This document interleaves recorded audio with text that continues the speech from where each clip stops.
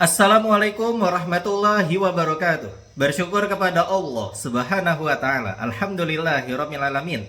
Dan bersalawat kepada nabi kita, Nabi Muhammad sallallahu alaihi wasallam. Allahumma shalli ala Muhammad wa ala ali Muhammad.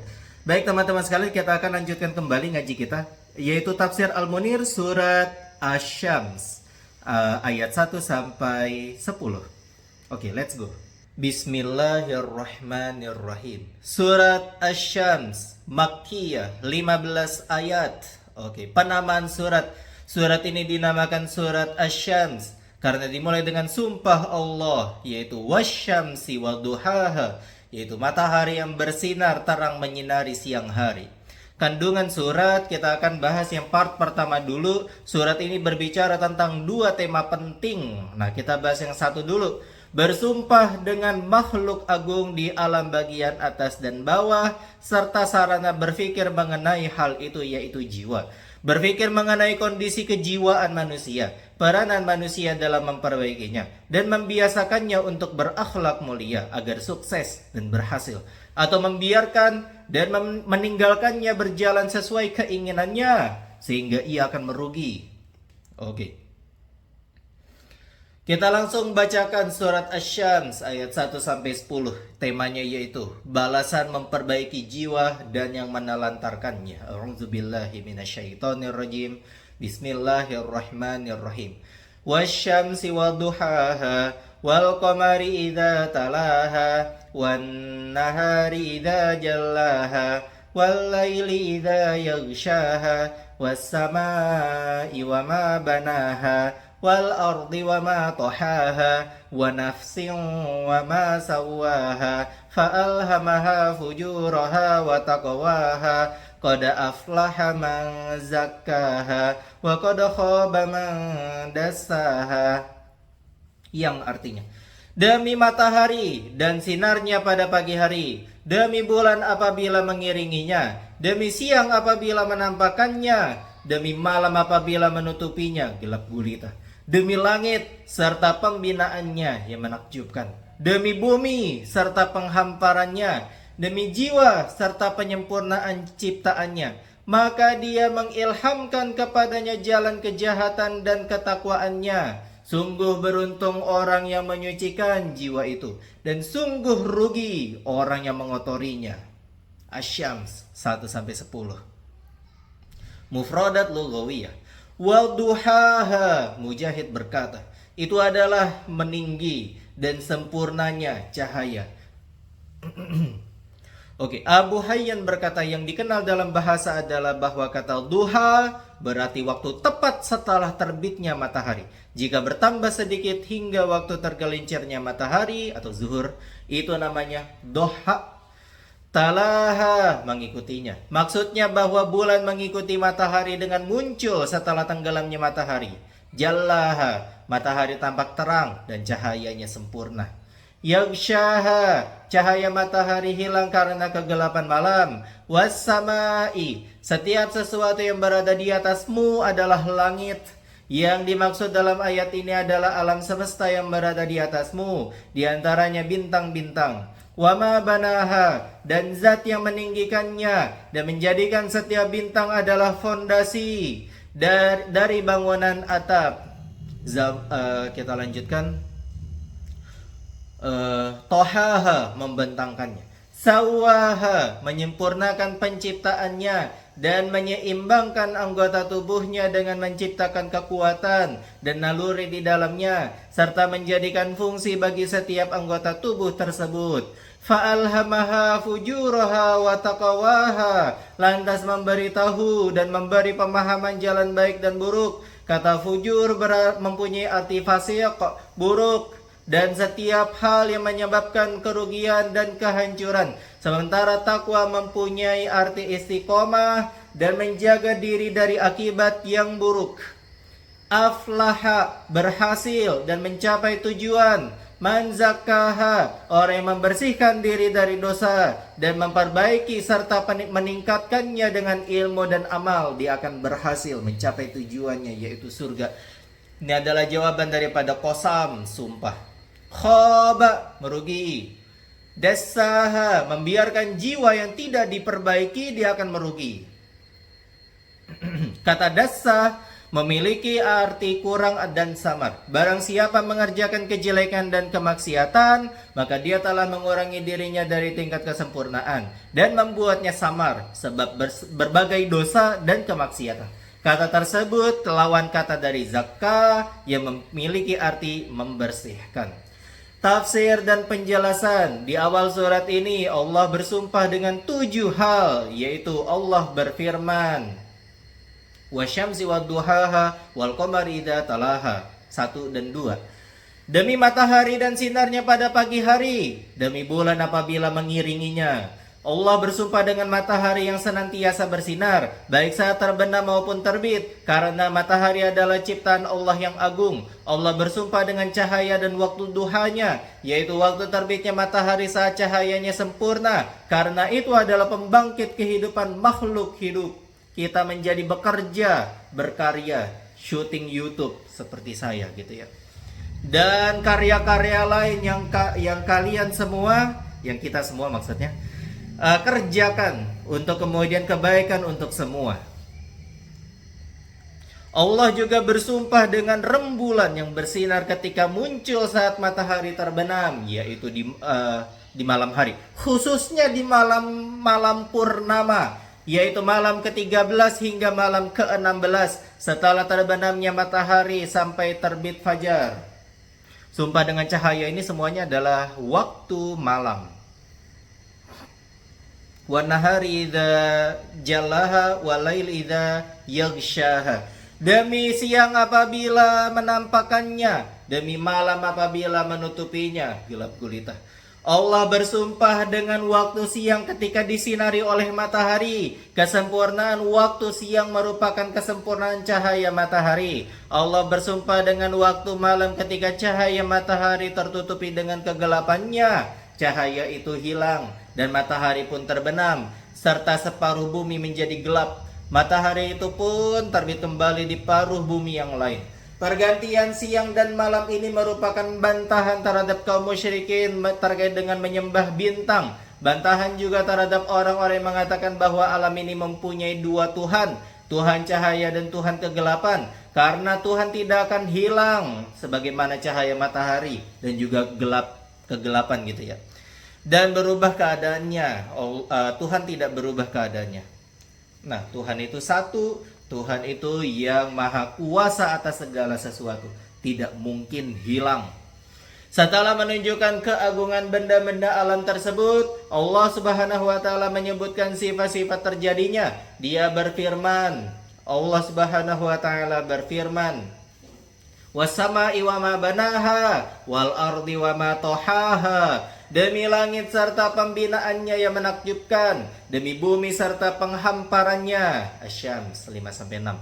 Allah bersumpah dengan langit dan Allah yang membangunnya dengan bintang-bintang, seakan-akan setiap bintang merupakan tembok di atap atau kubah yang menyelimuti bumi dan penghuninya. Allah juga bersumpah dengan bumi yang merupakan planet tempat kehidupan manusia dibentangkan dari segala sisi dan dipersiapkan untuk para penghuninya. Sebagaimana firman Allah Subhanahu wa taala dalam surat An-Nazi'at 30. Dan setelah itu bumi dia hamparkan.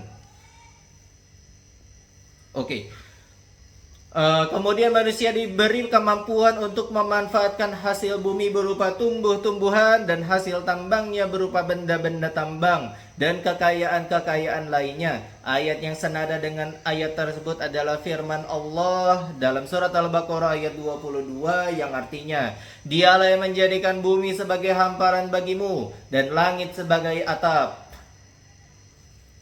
Gitu. Maksudnya bumi hamparan itu bukan berarti bumi itu datar.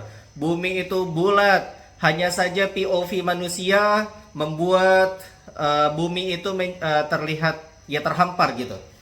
Nah, kita berpijak ya di atas bumi gitu ya, di atas tanah gitu. Tapi bukan berarti bumi itu datar gitu. Bumi itu bulat, sudah ada bukti-bukti saintisnya dan kemudian juga ya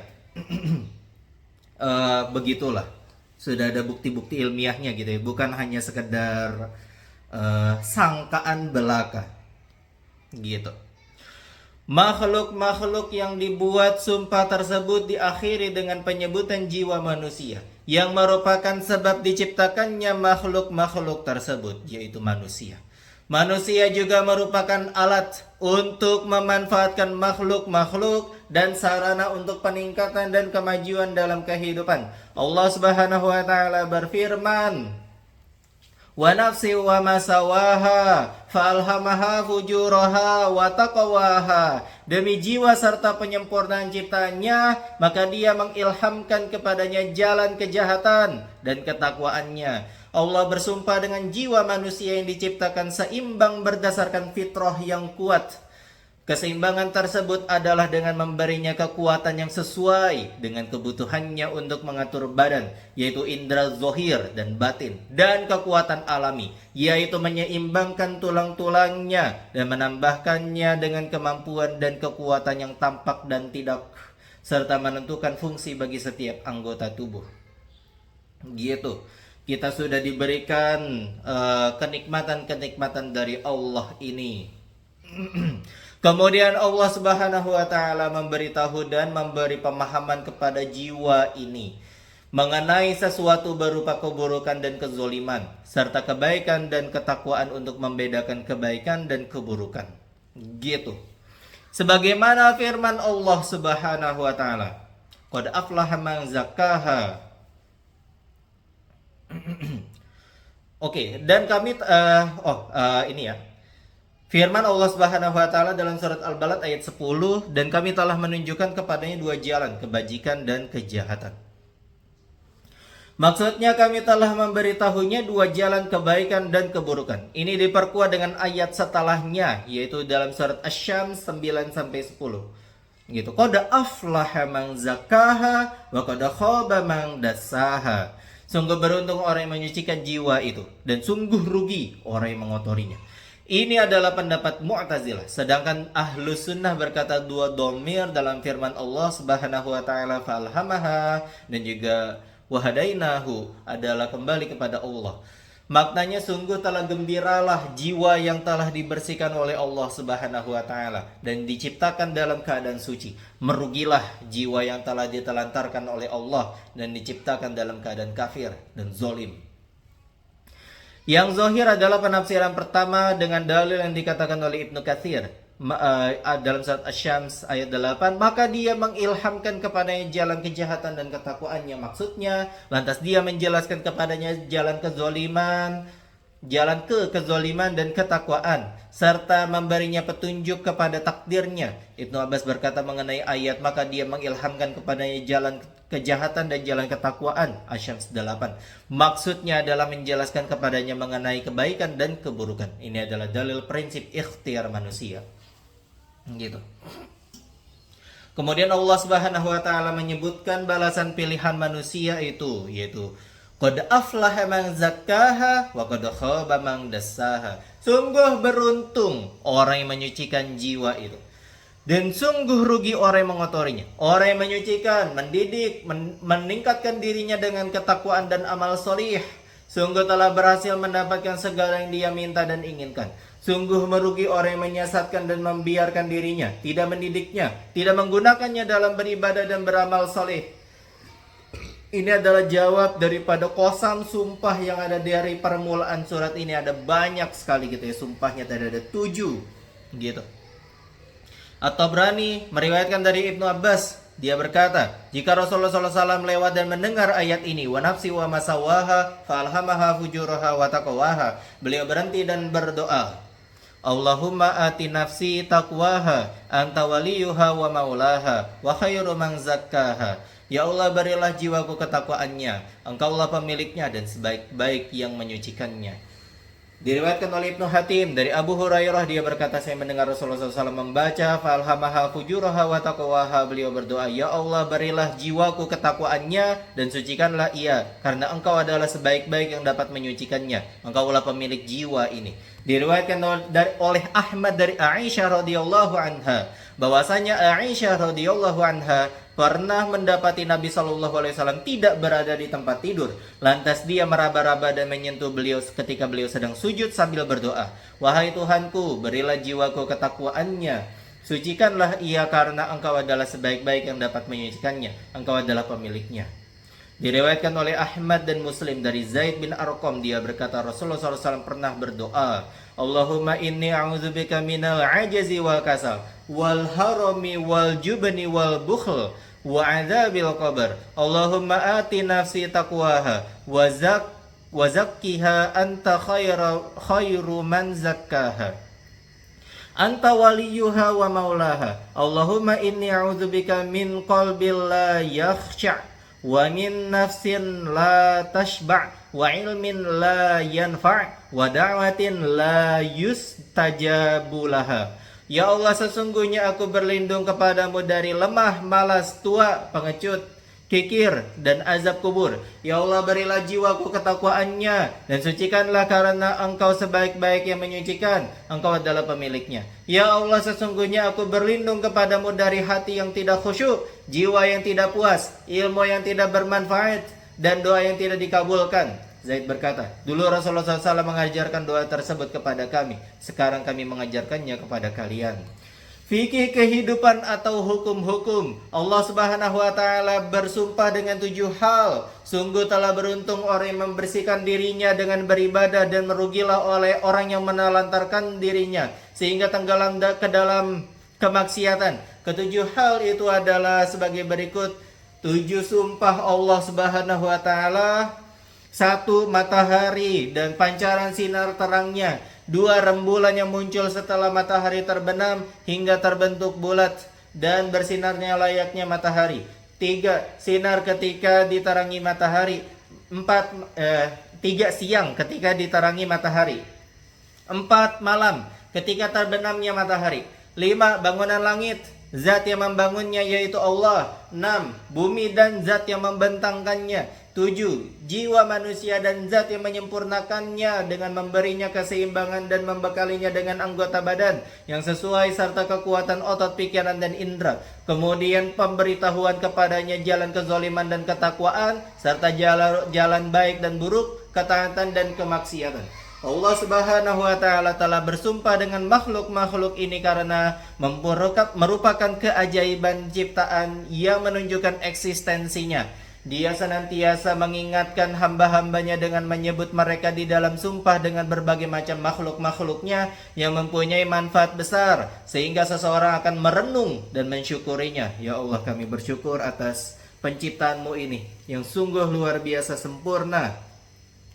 Karena jika sesuatu yang dibuat sumpah oleh Allah Subhanahu wa taala terjadi pada dirinya, akan lebih mengena di hati. Oleh karena itu, hal itu akan lebih kuat mendorongnya untuk merenungkannya. Masya Allah. Wallahu a'lam bishawab. Kita cukupkan ngaji kita pada hari ini, yaitu surat Asy-Syams part 1 ayat 1 sampai 10. Subhanakallahumma wa bihamdika asyhadu an la ilaha illa anta astaghfiruka wa atubu ilaik. Wassalamualaikum warahmatullahi wabarakatuh.